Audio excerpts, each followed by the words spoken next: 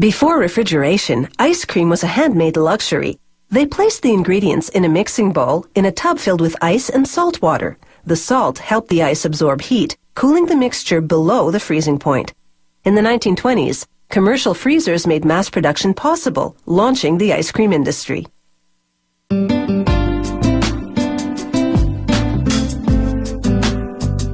To make these ice cream treats, you must first make the ice cream.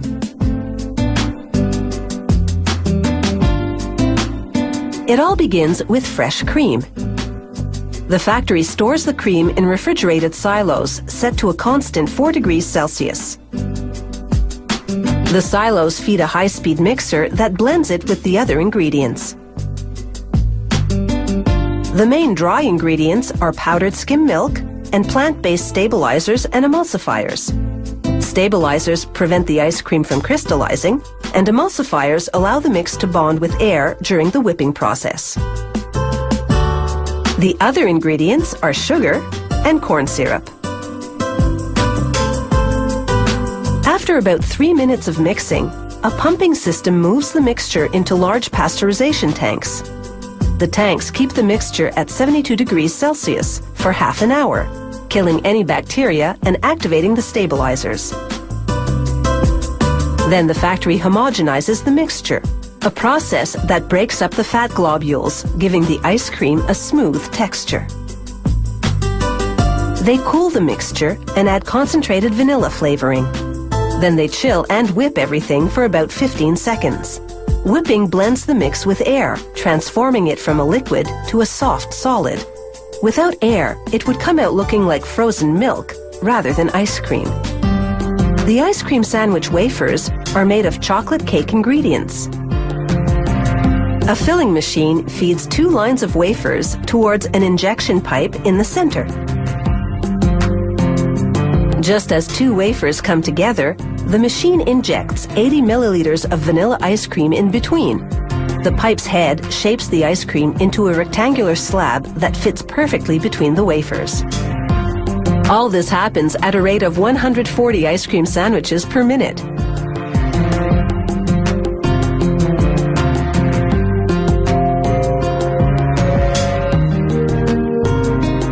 As the sandwiches move on to packaging, the filling is still ice cold from the freezing phase, so there's no threat of it melting. The packaging system raises each sandwich into a wrapper, then folds and tucks the ends. The next machine counts the sandwiches and inserts them in boxes. Once sealed, the boxes go directly into a storage freezer at minus 30 degrees Celsius. On another line, ice cream cone production is underway. A feeder drops pre-wrapped sugar cones into holders on a conveyor belt.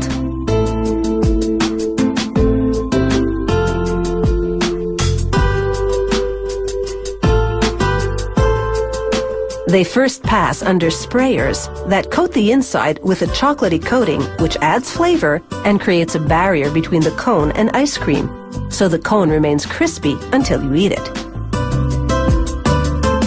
Next, nozzles squirt in the ice cream filling, 78 milliliters per cone. 1 production line, 2 flavors. 1 row of cones gets vanilla ice cream, the other row chocolate. Now for a tasty surprise in the cone's core, an injection of liquid caramel. This factory also makes ice cream cones with chocolate and strawberry sauce inside. Next, a chocolate-flavored liquid topping. Then the crunchy finishing touch, a layer of chocolatey-coated puffed rice.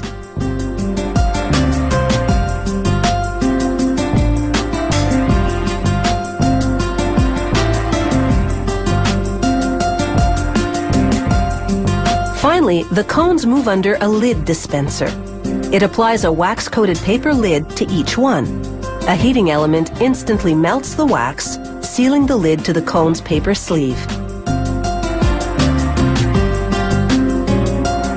From here, the ice cream cones go into boxes, then straight into the freezer, ready to take a licking.